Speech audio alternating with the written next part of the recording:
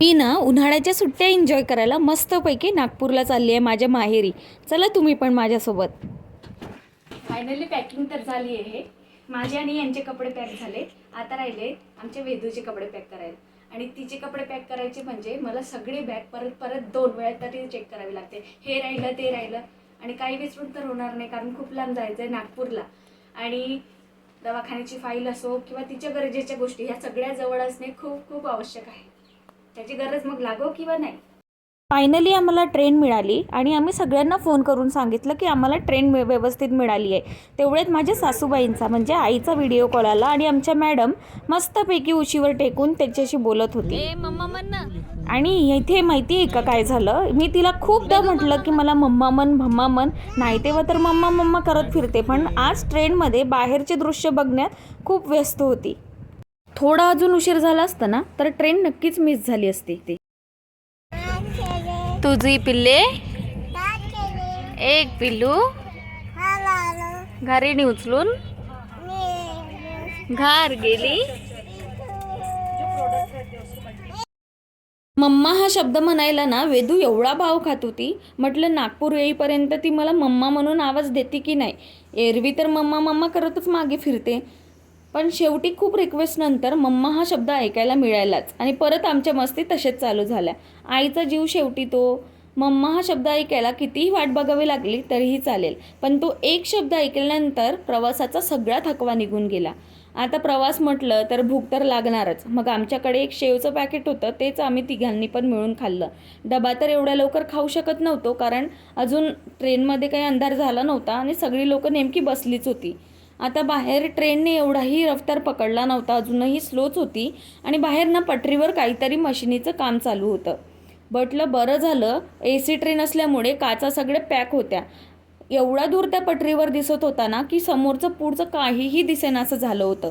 आणि हे मशिनीला बघून असं वाटत होतं जणू काही बाहुबली पिक्चरमधलं युद्धच चालू आहे, कारण मशीन सगळे युद्धाच्या त्या अवजारांसारखीच दिसत होती. आता ही मशीन कसली आहे याचं मला तर नॉलेज नाही, पण तुमच्यापैकी जर कोणाला माहीत असेल तर कमेंट सेक्शनमध्ये ना नक्की मला सांगा की ही कसली प्रोसेस आहे. तुम्ही अजूनही कमेंट करायला घाबरतायत. नवीन आहे म्हणून काय झालं, कमेंट करणार नाही तोपर्यंत कशी ओळख होणार, बरोबर की नाही. मग करा कमेंट पटापट. चला आता बाहेर काळोख पडायला लागला होता आणि समोर ना एक प्रोजेक्ट दिसला होता. आणि प्रोजेक्ट दिसला की आमच्या बिझनेसच्या गोष्टी चालूच होतात. शेवटी काळोख पडला आणि आता वाट बघत होते ती फक्त नागपूर जंक्शन येण्याची.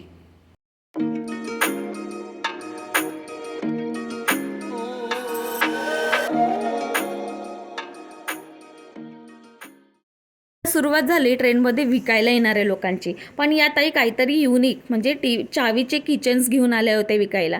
त्यानंतर तिकीट चेकर आले, आमच्या तिकीट्स वगैरे चेक झाल्या आणि सगळ्यांनी डबा खायला सुरुवात केली. आम्ही पण घरून टिफिन आणला होता. आणि त्याच्यानंतर ना तेवढ्यातच टिफिन खायच्या वेळेस हे चिप्सवाले दादा आले. पण घरच्या डब्यासमोर हे काही खायची इच्छा झाली नाही.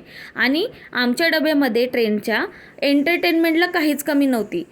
आमच्या ट्रेनमध्ये वेदू तर होतीच, पण तिच्यासोबतही खूप सारी अशी मुलं होती जी मस्तपैकी गोंधळ घालत आली होती, मजा करत आली होती. एंटरटेनमेंटचा फुल डोस आम्हाला मिळायला होता ह्या प्रवासामध्ये. आणि बाहेर बघितलं की काळोख एवढा पसरला होता की फक्त सिटीचे ते लाईट्स दिसत होते. आणि ट्रेनची पण सगळी लाईट्स बंद झाल्यानंतर पार्टीचा एकदम माहोल झाला होता. Good morning guys. मस्तपैकी सूर्य दिसत होता आमच्या विंडोमधून. आणि त्याच्यानंतर ना माझा एक पोपटच झाला. मी बाहेरून ट्रेन येत आहे म्हणून व्हिडिओ काढायला घेतला आणि जेव्हा बघितलं तर ते फक्त निघालं इंजन. त्याच्यानंतर सकाळी मस्त आवरून वगैरे मी आणि वेदू सीटवर बसलो, कारण खूप खुश होतो का आता नागपूर येणार लवकरच. आणि बघितलं ना बाहेर, जर तुम्हाला माहीत असेल हे कुठलं जंक्शन आहे तर मला नक्की कमेंट करून सांगा. ह्या जंक्शन आल्यानंतर ना तुम्हाला नाव दिसलं असेल तर मला सांगा. हे जंक्शन आल्यानंतर मी अजून खुश झाले होते, कारण असं वाटलं आता नागपूर थोड्याच अंतरावर राहिलं आहे. आता फोन माझ्या अहोंनी घेतला आणि ते पण मला चिडवायला लागले होते. मी मस्तपैकी बाहेर बघून खुश होत होते ते, आणि ते मला चिडवायला लागले की मॅडम बघा माहेरी जायसाठी किती खुश झाल्यात. ट्रेन बऱ्यापैकी रिकामी झाली होती. आमच्या पुढची सीट तर अख्खीच रिकामी होती. मग आम्ही वेदूला त्या सीटवरती बसवलं. ती परत बाहेरचे दृश्य बघण्यात एवढी गुंग झाली होती आणि तिचे पप्पा तिचे व्हिडिओ शूट आणि फोटोशूट काढण्यात गुंग झाले. प्रवासामध्ये वेदू आम्हाला कधीच कुठलाच त्रास देत नाही. मस्तपैकी सगळा प्रवास एन्जॉय करते आणि finally the wait is over. Nagpur junction आलं आणि पहिलं पाऊल ठेवल्यावर असं वाटत होतं की माहेर आलं आणि मनात एक अशी शांतता आली होती ना, जसं मी लग्न होऊन गेल्यानंतर पहिल्यांदा माहेरी परत आले होते ना, तसंच फील आता पण मला यायला लागलं होतं. अख्ख्या ट्रेनला गोलवेढा घालून पूर्णपणे मस्तपैकी बघितलं आणि सगळ्या जुन्या आठवणी परत चालू झाल्या यायला डोक्यात. आणि डोक्यामध्ये आधीच ते प्लॅन्स बनायला चालू झाले होते की मी नागपुरात गेल्यावर हे करणार, ते करणार, ते करणार. आणि तुम्हाला तर माहितीच आहे, आपण जसं ट्रेनच्या बाहेर उतरलो किंवा स्टेशनच्या बाहेर गेलो की तिथे असते ऑटोवाल्यांची खूप मोठी गर्दी. आमच्या जवळजवळ येऊन ऑटोवाले आम्हाला विचारायला लागले. आता ह्यांना बघून असं वाटत होतं की माझ्यापेक्षा जास्त यांनाच सासरी जायची घाई लागली आहे. त्याच्यानंतर आमच्या जुन्या आठवणीतल्या जानूच्या चहाच्या टपरीवर आम्ही गेलो कडक चहा प्यायला. हो, एवढ्या नागपूरच्या कडक उन्हातही आम्हाला चहा प्यायची ती तलब झाली होती, कारण खूप जुन्या आठवणी होत्या आमच्या दोघांच्या पण आणि नेहमी आम्ही त्यांच्याकडे चहा प्यायला जायचो. आणि ह्या रस्त्यांवर आल्यानंतर ना त्या जुन्या आठवणी परत डोक्यातमध्ये येऊ लागल्या. ह्या फॅक्टरीपासून 5 ते 10 मिनटाच्या अंतरावर माझं माहेराचं घर आहे. तर आम्ही त्या वस्तीत शिरलो आणि त्या वस्तीत शिरल्यानंतर ना आम्ही कॅब करून आलो होतो. आता वेदूजवळ असल्यामुळे आम्ही दुसरीकडे कुठे फिरू शकलो नाही. आणि जेव्हा आम्ही उतरलो घरी तेव्हा आधीच घरची सगळी लोक बाहेर येऊन उभी होती आमच्या स्वागतासाठी. आणि ते कसं ना, वेदू जरा आता कळायला लागले, नवीन नवीन चेहरे तिला वाटत होते, म्हणून ती कोणाचकडे जात नव्हती, मम्मा मम्मा करत माघारी फिरायची.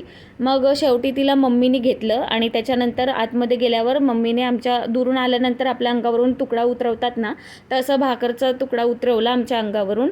आणि त्याच्यानंतर असा आम्ही हा प्रवास एन्जॉय केला. इथेच माझा व्लॉग मी एंड करते. तुम्ही तुमचं माहेर कुठे कुठे आहे मला तुम्ही नक्की कमेंट करून सांगू शकता.